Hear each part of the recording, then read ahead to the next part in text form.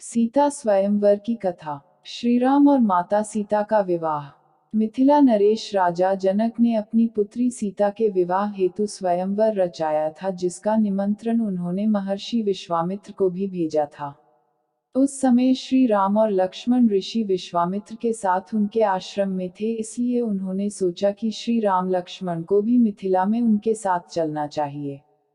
उसके बाद ऋषि विश्वामित्र राम और लक्ष्मण के साथ मिथिला नगर में पहुंचते हैं, जहां पर राजा जनक अतिथि रूप में उनका स्वागत करते हैं। राजा जनक ऋषि विश्वामित्र को कहते हैं कि उन्हें अति प्रसन्नता हुई है कि आप हमारे नगर में मेरी पुत्री सीता को विवाह के लिए आशीर्वाद देने आए हैं। अगले दिन राजा जनक के महल में दरबार लगता है, जिसमें देवी सीता का स्वयंवर रचाया गया था। देवी सीता के स्वयंवर में एक से एक महाभट राजा और महाराजा आए हुए थे। देवी सीता जैसी सुंदर नारी को पत्नी रूप में पाने के लिए मनुष्य ही नहीं बल्कि कई देव तथा असुर भी मानव रूप धारण करके स्वयंवर में आए थे। तथा दरबार के मध्य में भगवान शिव का पिनाक धनुष रखा होता है। ऋषि विश्वामित्र के साथ श्रीराम और लक्ष्मण भी स्वयंवर दरबार में पहुंचते हैं। सभी मेहमान राजाओं के आ जाने के बाद राजा जनक उन्हें संबोधित करते हुए कहते हैं। सीता स्वयंवर की शर्त। राजा जनक सभी को की शर्त बताते हुए कहते हैं, आप सभी राजाओं का मेरी पुत्री सीता के स्वयंवर में स्वागत है। आज इस स्वयंवर को जीतने की शर्त यह है कि जो भी महारथी सामने रखे भगवान शिव के पिनाक धनुष को उठाकर उस पर प्रत्यंचा चढ़ाएगा, उसी से मेरी पुत्री सीता का विवाह संपन्न होगा। अतः आप सभी से अनुरोध है कि एक एक करके आए और भगवान शिव के इस धनुष को उठाकर और उस पर प्रत्यंचा चढ़ाकर अपने बलाबल तथा शक्ति का परिचय दें। राजा जनक की यह घोषणा सुनकर सभी राजा एक एक करके आते हैं और धनुष को उठाने का प्रयास करते हैं।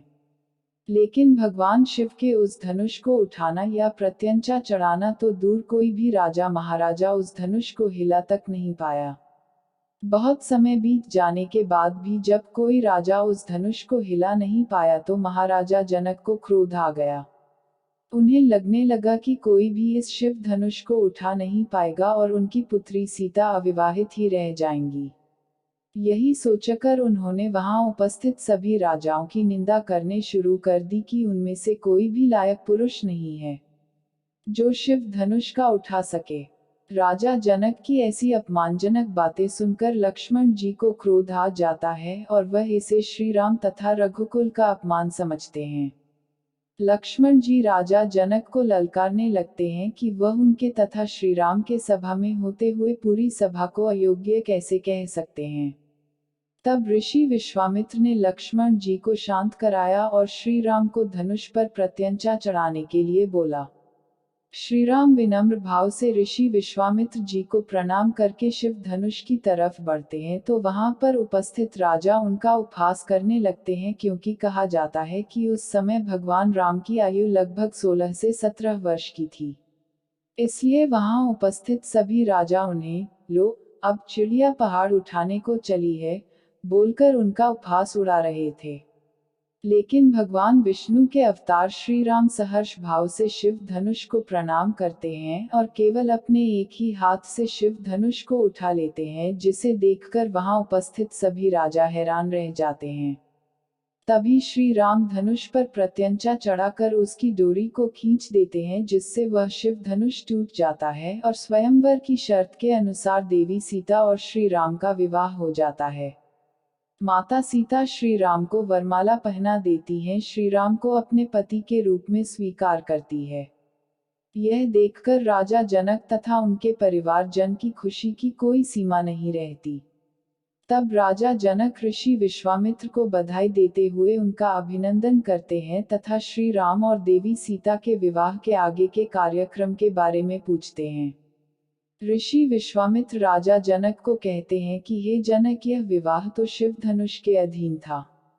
तुम धनुष टूटते ही है विवाह तो हो चुका है, लेकिन फिर भी आपने कुल के रीति रिवाज के अनुसार ही आगे का कार्यक्रम बनाए। ऋषि विश्वामित्र के कहने पर जनकपुरी से राजा दशरथ के पास संदेश भेजा जाता है। तथा उसके बाद दोनों परिवारों के द्वारा विचार करके राजा दशरथ के चारों पुत्रों का विवाह राजा जनक की चारों पुत्रियों से निश्चित कर दिया जाता है, जिसमें श्री राम के साथ देवी सीता, भरत के साथ मांधवी, लक्ष्मण के साथ उर्मिला तथा शत्रुघ्न के साथ श्रुतिकीर्ति का शुभ विवाह संपन्न किया जाता है।